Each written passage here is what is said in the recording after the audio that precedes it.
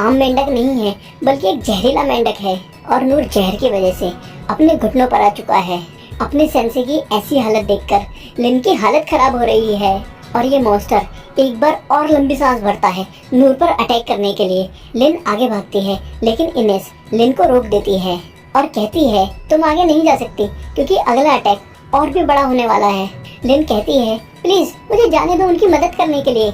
Innes कहती है मैं तुम्हें नहीं जाने दे सकती क्योंकि मेरी ड्यूटी है तुम्हें प्रोटेक्ट करने की। और प्रिंसेस अगर आप जिंदा रहोगी तो हम इस किंगडम को दोबारा खड़ा कर सकते हैं, इसलिए प्लीज समझिए कि पूरा किंगडम यहाँ दाव पर लगा हुआ है और इस मॉन्स्टर की थोड़ी सी सांस भी जानलेवा हो सकती है। और अगर यहाँ पर हीलर मास्टर भी होते तो नूर को बचाना उनके लिए काफी मुश्किल काम होता। और ये मॉन्स्टर हर जगह पॉइजन फैलाता जा रहा है और इनेस अपनी शील्ड का इस्तेमाल करके उसकी पॉइजन को रोक लेती है और लिन उसकी पॉइजन को प्यूरिफाई करने की कोशिश करती है। तभी मॉन्स्टर का एक नाखून इनेस की शील्ड से टकराता है और धुआं हटते ही इनेस देखती है कि नूर अभी भी मॉन्स्टर से फाइट कर रहा है और नूर की बहुत ही बुरी हालत हो रखी है। और इनेस को ये देखकर डैन लैंग की बात याद आती है। ऐसे समय पर नूर को यहाँ पर होना चाहिए था। और इनेस कहती है तो उनका ये मतलब था और ये कोई बेवकूफ इंसान नहीं है बल्कि ये वो इंसान है जिसके जैसा मैं हमेशा बनना चाहती थी, क्योंकि जो किसी को प्रोटेक्ट करने के लिए अपनी जान दांव पर लगा दे वो एक असली शील्ड होता है। लेकिन ये आदमी बस मरने ही वाला है। और नूर पॉइजन के बावजूद काफी देर लड़ने के बाद जमीन पर गिर जाता है और भारी सांसें लेने लगता है और कहता है यह अच्छा है, लगता है कि मैं अपना काम पूरा कर सकता हूँ। वो डीमन फोक लड़का जो डीमन को रॉयल कैपिटल की तरफ ले जा रहा है अपने पास्ट के बारे में सोचता है। सभी लोग कहते हैं कि हम श्रापित बच्चे हैं क्योंकि पैदा होते के साथ हमें पावर मिलती है कि हम मैजिकल बीस्ट को कंट्रोल कर सकते हैं और ये पावर ही हमारा श्राप है और हमें यहाँ पर जानवरों की तरह खाना मिलता है। और मैंने एक बार सुना था कि हमारी एबिलिटी बस जानवरों को कंट्रोल करने की है, लेकिन किसी ने मॉन्स्टर्स को कंट्रोल करना शुरू कर दिया और एक जंग छेड़ दी जिसमें काफी सारे लोगों की जान चली गई और इस वजह से हम सबसे नफरत की जाती है। और ये बच्चा गलती से उस गार्ड के साथ आई कांटेक्ट कर लेता है जिस वजह से वो गार्ड बच्चे को बुरी तरीके से मारता है। बच्चा सोचता है यहाँ पर रोज मार खाना और लात खाकर हवा में उड़ जाना तो आम बात है। बच्चा पिटते हुए पूछता है तुमने मुझे क्यों मारा? और वो गार्ड सवाल पूछने पर बच्चे को बहुत मारता है और इतना मारता है कि बच्चे का हुलिया बिगड़ जाता है और बच्चे को अगले 3 दिन तक बिल्कुल खाना नहीं मिलता, बस पानी मिलता है। फिर बच्चा सोचता है शायद मैं अपनी पावर की वजह से हर इंसान का दिमाग पढ़ सकता हूँ जो भी मेरे सामने है। और हम देखते हैं कि बच्चे को एक पिंजरे में रखा गया है और उसके बाहर काफी सारे लोग खड़े हैं जो बच्चे को गंदी गंदी गालियाँ दे रहे हैं और पत्थर भी मार रहे हैं और बच्चे पर लोगों की गालियों का गहरा सदमा पड़ता है। बच्चा सोचता है मेरे को भले ही यहाँ कितना भी टॉर्चर किया गया हो लेकिन मैंने कभी भी किसी का विरोध नहीं किया और न ही इस बारे में सोचा। हालांकि मुझे इस बात से नफरत है कि यहाँ हर कोई मुझे मारता है, मुझसे नफरत करता है और मुझे टॉर्चर करता है, लेकिन मैं कभी भी किसी को चोट नहीं पहुँचाना चाहता। और फिर हम देखते हैं वो आदमी जो उन सभी गुलाम डीमन फोक्स बच्चों का गार्ड था उस बच्चे से कहता है इन मॉन्स्टर्स को अपने साथ ले जाकर तुम इस देश की मदद कर सकते हो और ये करके तुम लोगों के काम आ सकते हो। बच्चा कहता है मैं लोगों के काम आ सकता हूँ। आदमी कहता है अगर तुम वैसा ही करोगे जैसा मैं कह रहा हूँ तो तुम्हें कभी भी बेवजह नहीं पीटा जाएगा और मैं तुम्हें टेस्टी खाना दूंगा और जैसा ट्रीटमेंट तुम्हें मिलेगा वैसा ही यहाँ बाकी सब बच्चों को भी मिलेगा। ये मेरा प्रॉमिस है। लेकिन अगर तुमने मना किया तो तुम्हें आइडिया भी नहीं है कि तुम्हें कितना दर्द मिलेगा। बच्चा सोचता है ये अपने सर पे एक मैजिकल डिवाइस पहनता है जिस वजह से मैं इसका दिमाग नहीं पढ़ पाता, लेकिन ये आदमी हमेशा अपना प्रॉमिस पूरा करता है। और फिर हम देखते हैं बच्चा रॉयल कैपिटल की तरफ जा रहा है अपने साथ एक डीमन को लेकर और सोच रहा है क्योंकि उसने प्रॉमिस किया है इसलिए मुझे उन्हें मारना होगा, मुझे उन्हें मारना होगा, मुझे उन्हें मारना होगा।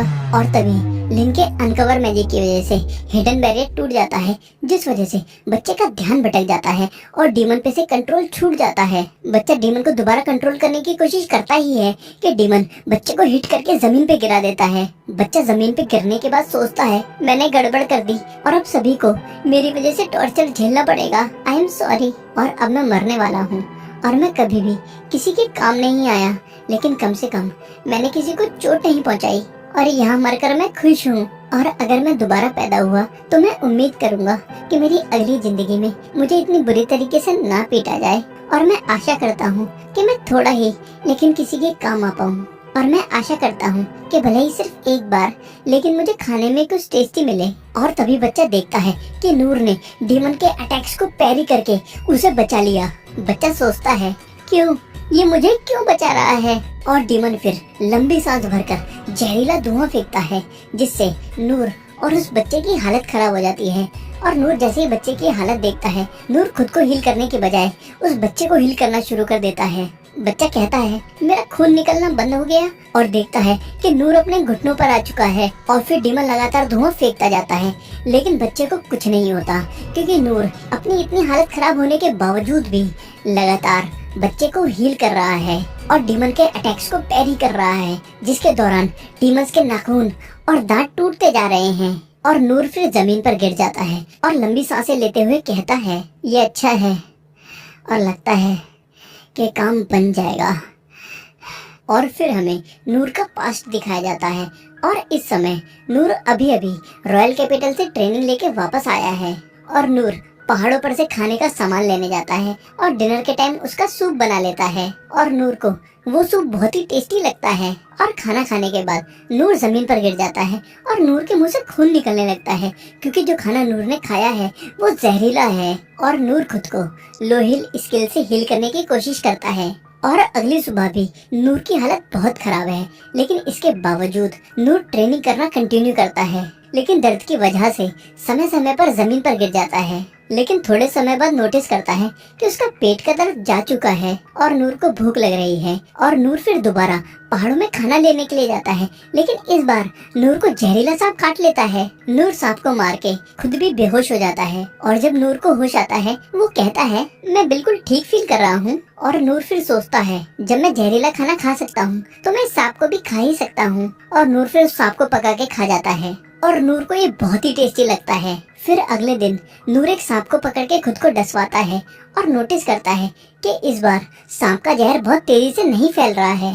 और कहता है, लगता है मेरा शरीर जहर को झेल सकता है और हो सकता है इससे मुझे कोई नई एबिलिटी मिल जाए। और उस दिन के बाद नूर ने जहरीली चीजें खाने का शौक पाल लिया, लेकिन कभी कभी नूर जहर से बेहोश भी हो जाता था। लेकिन ये सब करने के बाद भी नूर को कोई नया स्किल नहीं मिल पाया। लेकिन इस सब के बाद नूर जहरीली चीजें खा पाता है, बस थोड़ी खून की उल्टी हो जाती है। नूर खाना खाते हुए कहता है, इस बात पर यकीन करना मुश्किल है, लेकिन जहरीले क्रीचर्स बहुत टेस्टी हैं। और अब प्रेजेंट में नूर बैठकर सोचता है और इसी वजह से ये चीज भी बहुत टेस्टी होगी। और नूर फिर डीमन का अटैक डॉज करने के बाद सोचता है, इसके पॉइजन का शुरू में मेरे ऊपर थोड़ा सा असर पड़ा, जिससे मेरा थोड़ा सा खून निकल गया। लेकिन मैं एक्सपीरियंस से कह सकता हूँ, इतना सा खून निकलने से मेरे ऊपर कोई असर नहीं पड़ेगा। और लगता है मेरे लो हील स्किल का असर बच्चे पर पड़ रहा है, जिस वजह से ये बिल्कुल ठीक है।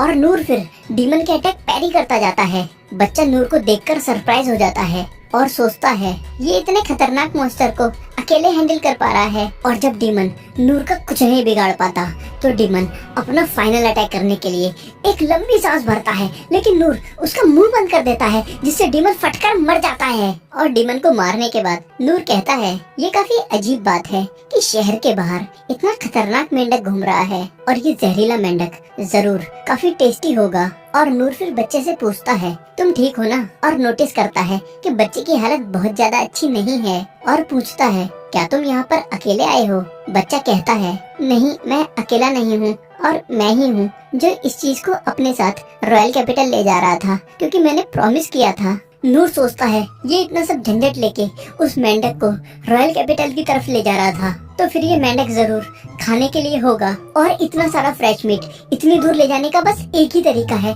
कि उसे जिंदा ले जाया जाए। और मुझे सोचना चाहिए था कि इसने सेफ्टी के लिए बैरियर मैजिक का इस्तेमाल करके खुद को छिपाया था, जिससे कहीं कोई इसको लूट ना ले। और ये कोई हैरानी की बात नहीं होगी कि रॉयल कैपिटल में किसी को पॉइजन को हैंडल करने की टेक्निक आती हो। और हो सकता है इस बच्चे ने बड़ी मेहनत से इस मेंढक को पाल पोस कर इतना बड़ा किया हो और मैंने इतने खास आइटम की इसकी डिलीवरी बर्बाद कर दी। और नूर कहता है, मुझे माफ करना कि मैंने तुम्हारे इतने कीमती खाने के साथ ऐसा किया और मैं इसकी कीमत चुका दूंगा। हालांकि अभी मेरे पास इतने पैसे नहीं हैं, इसलिए मुझे थोड़ा समय लगेगा। बच्चा कहता है, तुम्हें मुझे पे करने की कोई